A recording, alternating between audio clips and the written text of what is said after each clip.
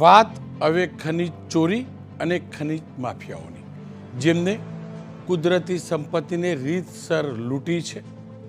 નદીની માટી હોય કે પછી તળાવ, નદીની રેતી હોય કે પછી તળાવની માટી, કે પછી પથ્થર હોય કે પછી કોલસો, તમામ ઠેકાણે લૂંટ ચલાવી છે. અને આ માફિયાઓના નેટવર્કમાં અનેક લોકો સામેલ છે. અને નેટવર્કને પોષવામાં કેટલાક નેતાઓ પણ સામેલ હશે અને કેટલાક અધિકારીઓ, ભ્રષ્ટ અધિકારીઓ પણ સામેલ હશે. પરંતુ ખાણ ખનિજ વિભાગમાં અનેક પ્રમાણિક અધિકારીઓ પણ છે. અને એ પ્રમાણિક અધિકારીઓ આ માફિયાઓના રડાર ઉપર છે. અનેકવાર પ્રમાણિક અધિકારીઓ ઉપર આ માફિયાઓએ હુમલા કર્યા છે. સતત એ પ્રકારના સમાચાર આવતા રહ્યા છે. અને છતાં પણ પ્રમાણિક અધિકારીઓએ પ્રમાણિકતાથી પ્રયાસ કરી ખનિજ ચોરી રોકવાનો પ્રયાસ પણ કર્યો છે.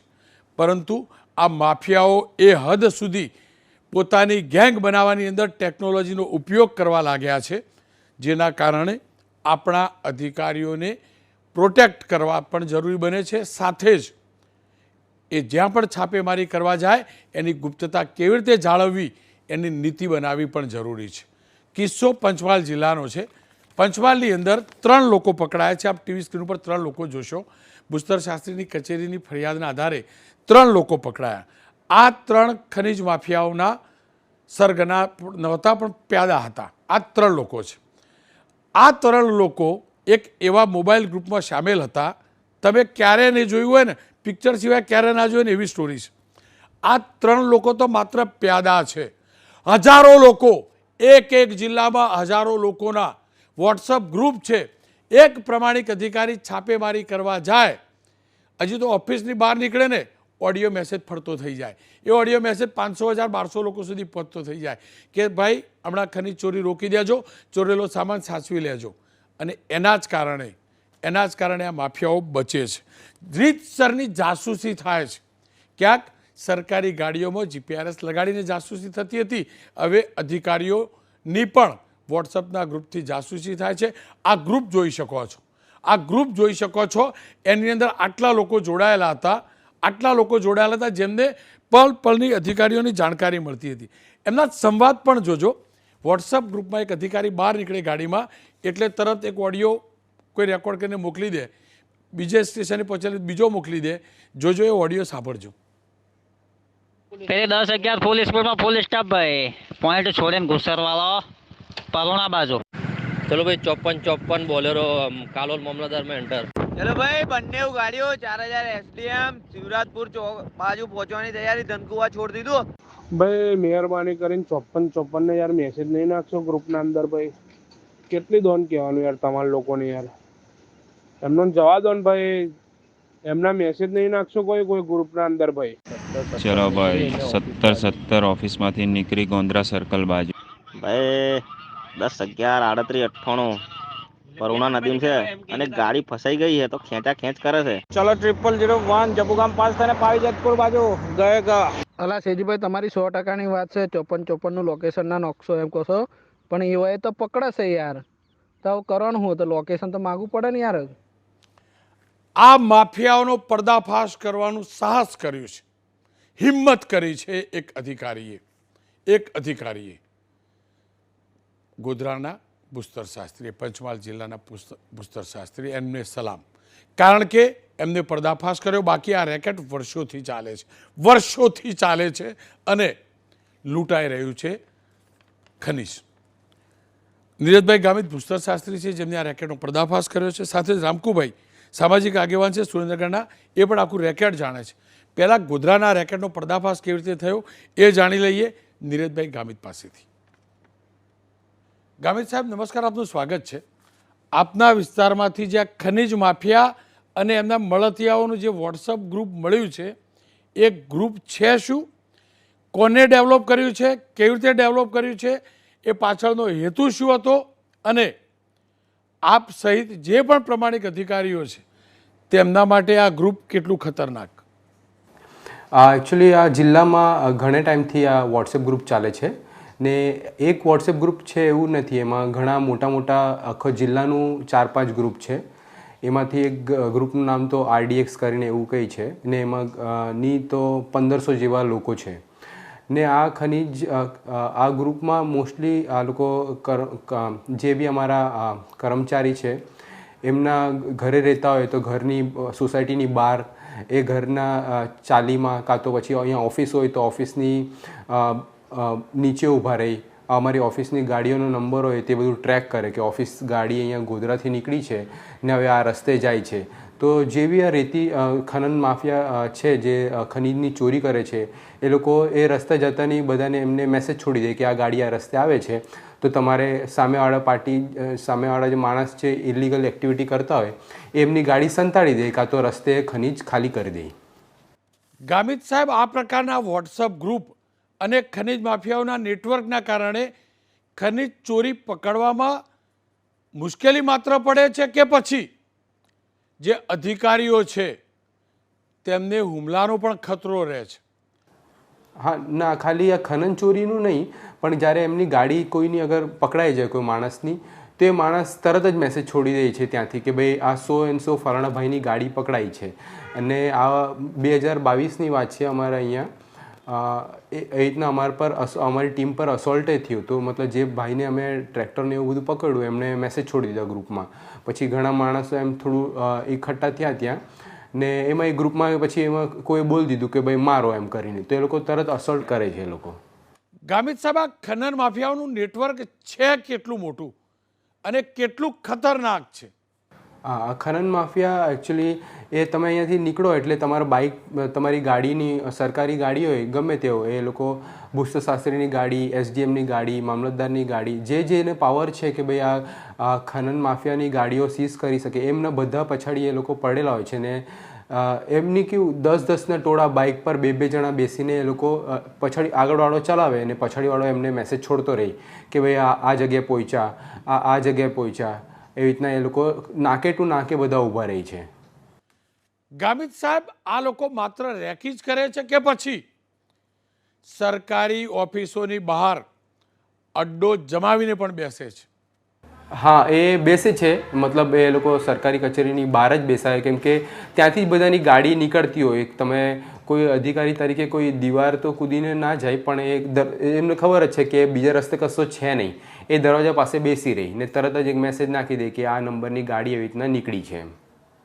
આ પ્રકારની ગતિવિધિના કારણે, હું ફરીથી પૂછું છું સાહેબ, આ પ્રકારની ગતિવિધિના કારણે આપણા ગુજરાતના પ્રમાણિક અધિકારીઓને કેટલો ખતરો છે? ખતરો તો એઝ અ પર્સનલ છે જ કે આ લોકો તમને પર્સનલ લાઈફમાં ડિસ્ટર્બન્સ છે. અને મેઇન તો સરકારી કામમાં તમારે અહીંયાથી તમે પ્લાનિંગ કરીને નીકળ્યા હોય કે મારે આ ભાઈને રીતના આપણે એમને પકડવું છે, મારે તમે સ્થળે ત્યાં પહોંચો ત્યાં સુધી તો તમને ત્યાં ખનીજે ના જોવા મળે ને ગાડી ના જોવા મળે. એ બસ તમને ખાલી વોટ્સએપ ગ્રુપમાં એમને પહોંચી ગયું હોય કે આ સર ત્યાં પહોંચવાના છે કે આ મેડમ ત્યાં પહોંચવાના છે. એવી રીતના મેસેજ પહોંચતાની સાથે એ લોકો એ રૂટવાળા બધી ગાડીઓ ખાલી થઈ જાય કાં તો કશે સંતાડી દે એ લોકો. ગામિત સાહેબ, આ જે વોટ્સઅપ ગ્રુપ છે અને અન્ય ગ્રુપ પણ હશે, આપ જેમ જણાવી રહ્યા હતા એમ, એના ઉપરથી મારે એ જ જાણવું છે કેટલું મોટું છે આ લોકોનું નેટવર્ક, કેટલા આ માફિયાઓના મળતિયાઓ છે, કેટલી મોટી સંખ્યામાં મળતિયાઓનું આ નેટવર્ક છે? આમાં મેં એવું સાંભળ્યું છે એમાં 4 મોટા ગ્રુપ છે એમના ને 4 મોટા ગ્રુપમાં એક ગ્રુપમાં નહીં તો 1500 લોકો છે ને તાલુકા વાઇઝ બી છે. હવે પંચમહાલ જિલ્લામાં આપણે 7 તાલુકા છે તો શહેરા તાલુકાનો જુદો એક ગ્રુપ છે એમનું, ને પછી મોરવા હડફનો જુદો, ગોધરાનો જુદો, હાલોલનો જુદો, કાલોલનો જુદો, ઘોગંબાનો જુદો. કેમ કે અહીંયા પંચમહાલમાં કે ખનીજે જુદી જગ્યાએ મળે. જે રીતના ગ્રેનાઇટ છે તો એ શહેરામાં મળે, પછી ક્વાર્ટ્ઝ પથ્થર છે તો શહેરામાં. તો એમને જે ક્વાર્ટ્ઝની ગાડીઓ ઇલીગલ ચલાવતા હોય તો એ લોકોનું જુદું એક ગ્રુપ છે. સર, આ માફિયાઓ આપણા રાજ્યની કુદરતી સંપત્તિ અને પ્રકૃતિ માટે કેટલા ખતરનાક છે? આટલા મતલબ આ કુદરત માટે, નેચર માટે, મતલબ આ જીઓલોજીનું જોઈએ અને સરકારી તિજોરીને નુકસાન કરે છે. હમણાં હાલમાં એક કાલોલ જગ્યાએ અમે હમણાં હાલમાં પકડ્યું છે ટ્રેક્ટર.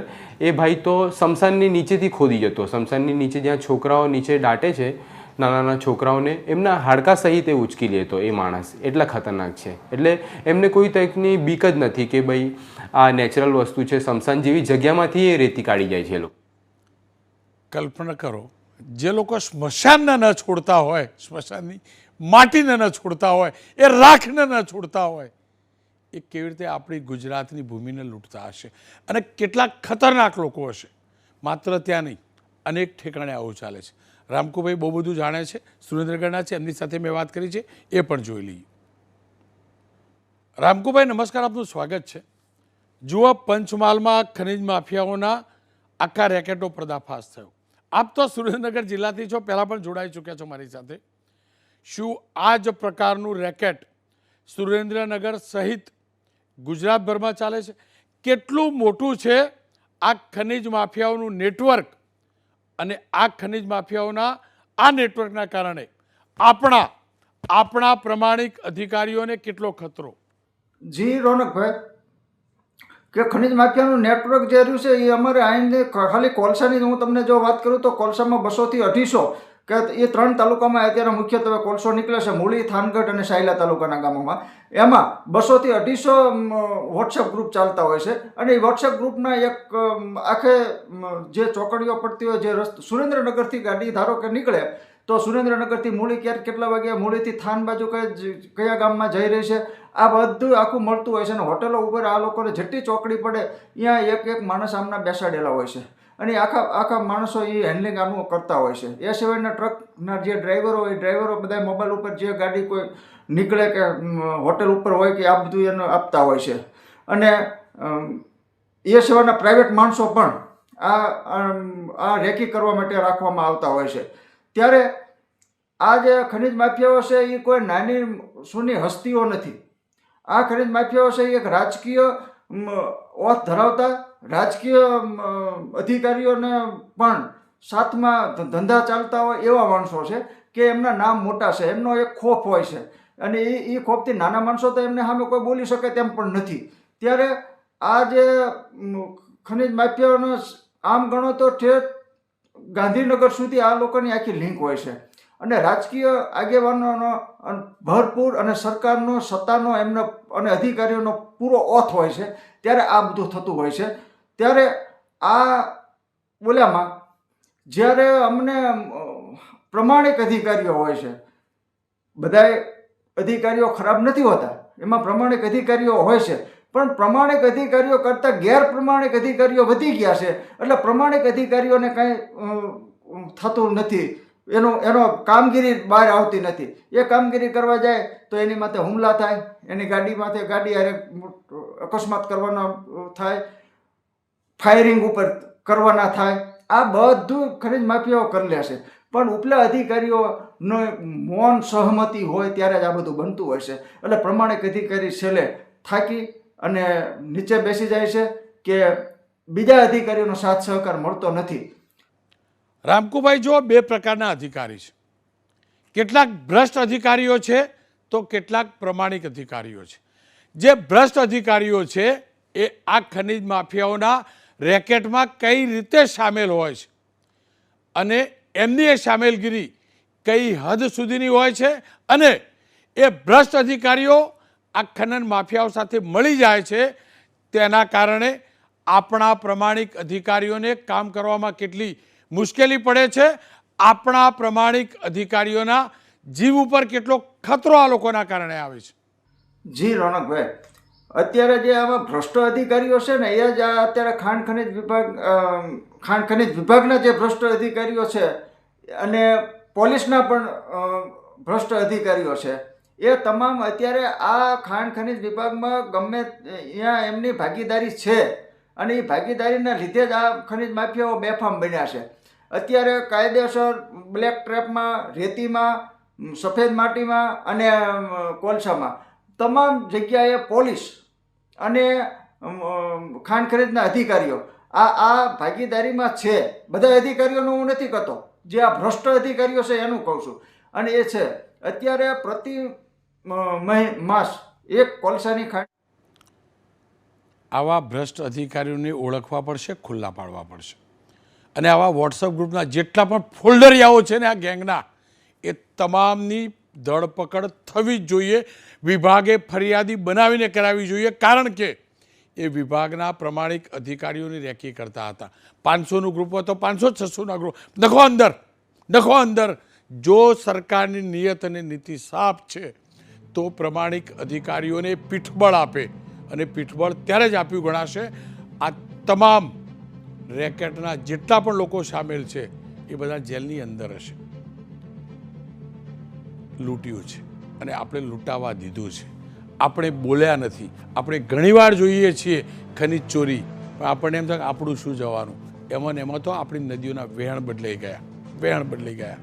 અને એટલે જ પ્રકૃતિ રૂઠે છે ને, એનું કારણ આ છે કે આપણે પ્રકૃતિને લૂંટી છે.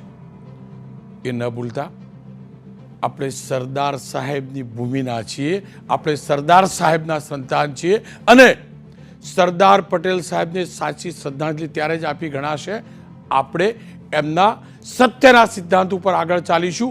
સત્યના સિદ્ધાંત ઉપર આગળ ચાલીશું એટલું જ નહીં, સત્યને હરમેશ જીતાડવાનો પ્રયાસ કરીશું. નિર્માલ્ય નહીં બનીએ, એમની જેમ બહાદુર બનીશું. આપણે લોખંડી પુરુષના પ્રદેશના સંતાન છીએ, એ યાદ રાખજો.